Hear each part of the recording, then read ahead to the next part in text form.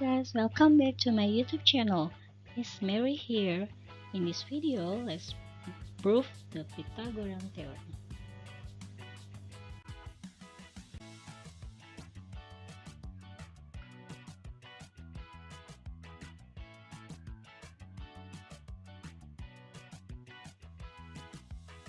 As I mentioned before, when we initially learned the Pythagorean theorem, there are very elegant ways to prove that the theorem is true.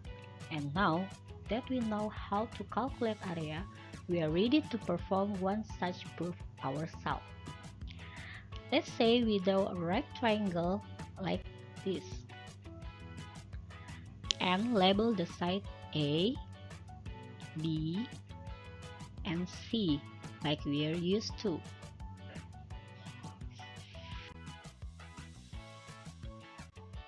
Now let's make 3 more copies of this triangle and arrange them like this so that we get 2 squares. The larger square has a side length of A plus B, while the smaller inner square has a side length of C. We can calculate the area of all these shapes.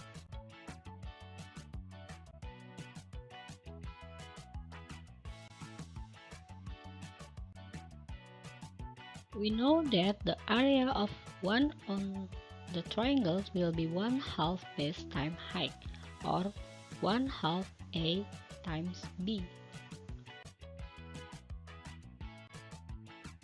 The area of the large square will be the side length square, or A plus B quantified square, and the small square will have an area of C square. And now let's set up a relationship between this area.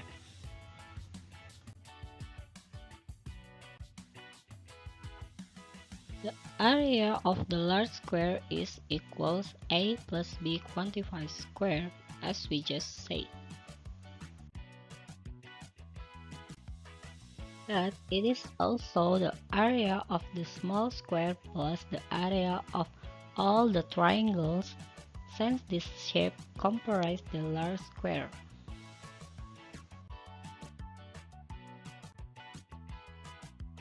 So we can make an equation that states the following: A plus B quantified square, the area of the big square is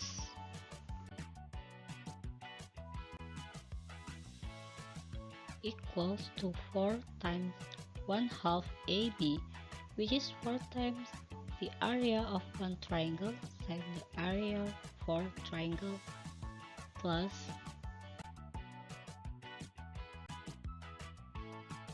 C square, the area of the small square.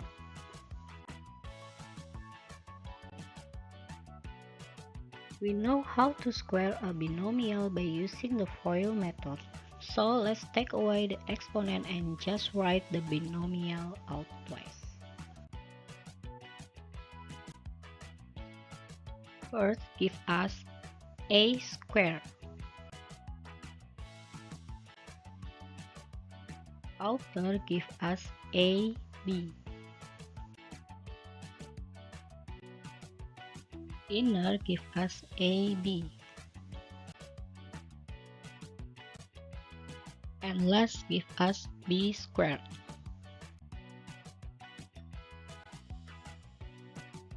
Combining like terms,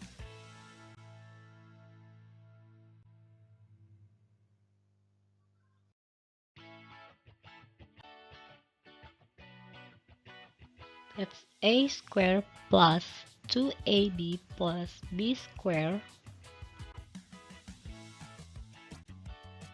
On the right, we can multiply 4 and 1/2 and we get 2AB plus C squared.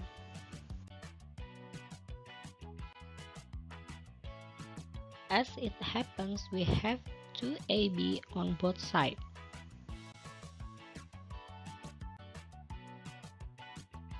so those will cancel out.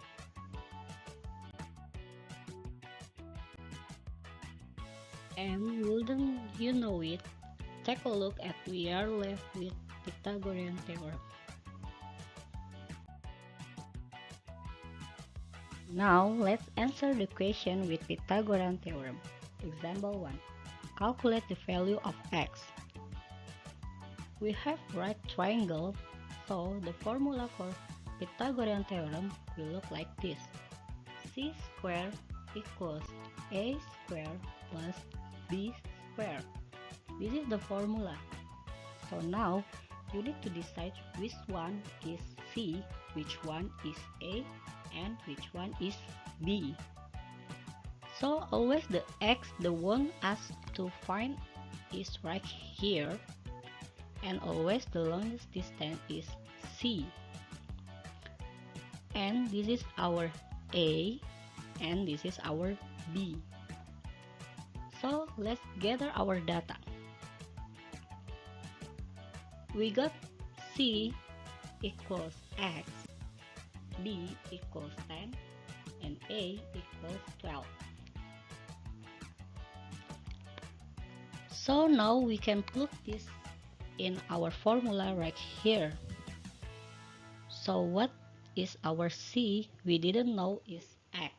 So x squared equals our A is 12 squared plus our B is 10 squared.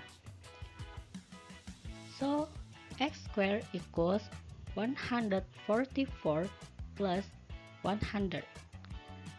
So we add these two. 144 plus 100 equals 244. So x squared equals 244. And I am squaring both sides. It's because I want to find the value of x.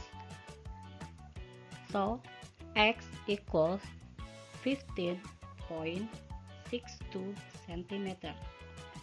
So the value of x here is this one. Okay, so let's the next question. Let's read the problem and determine what strategy we are going to use to solve the problem. Read that. Malik goes hiking around a lake. He wants to walk to the other side. To get from point A to point B, Malik has to walk 6 miles directly south and 8 miles directly east. If Malik goes directly across the lake from point A to point B, how many miles shorter would the distance be? Alright, the first thing that I would recommend to do in a situation like this is to draw a picture. So let's go ahead and put a link on our graph paper. And then what we are going to is create point A, which is going to be right here. And from point A, he goes directly south 6 miles. So we are gonna count off 1, 2, 3, 4, 5, 6 units. And from this point, like directly, is 8 miles. So we are going to count off 1, 2, 3, 4, 5, 6, 7, 8 units, and this is point B. So to get from point A to point B, first Malik is going to have to travel south this distance, which is 6 miles, and then travel is 8 miles.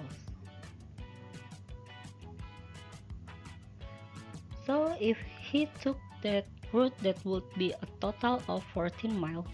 So we know from point A to point B, the long way would be a total of 14 miles.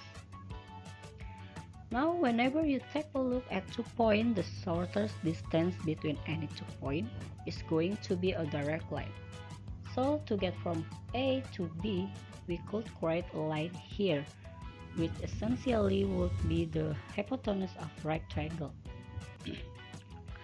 So let's go ahead and draw a line from this point A to point B. And what we need to do is figure out what the distance is from A to B and how much shorter that would be if he could go across the lake than going 14 miles.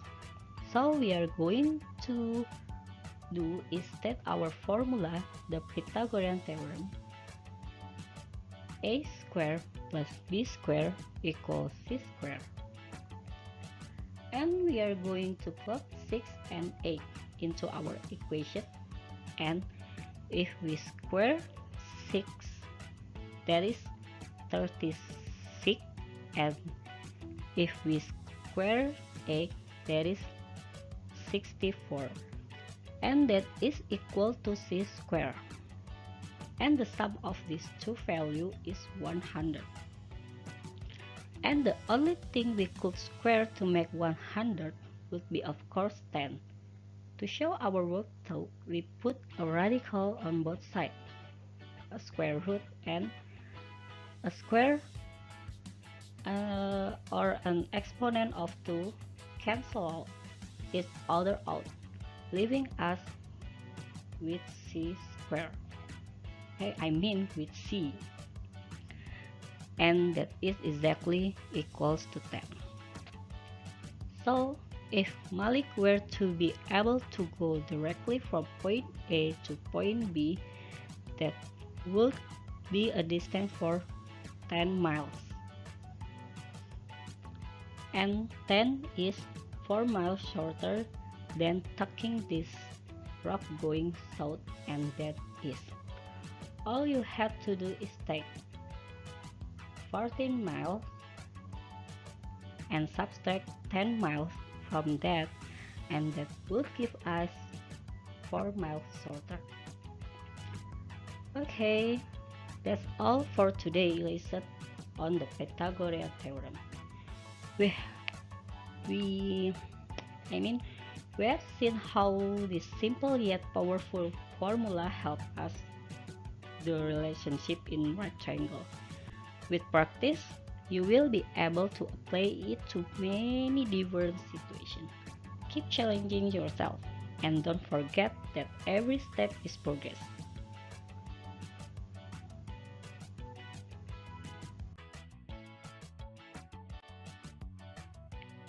Thanks for watching, and I will catch you in the next video. Bye bye.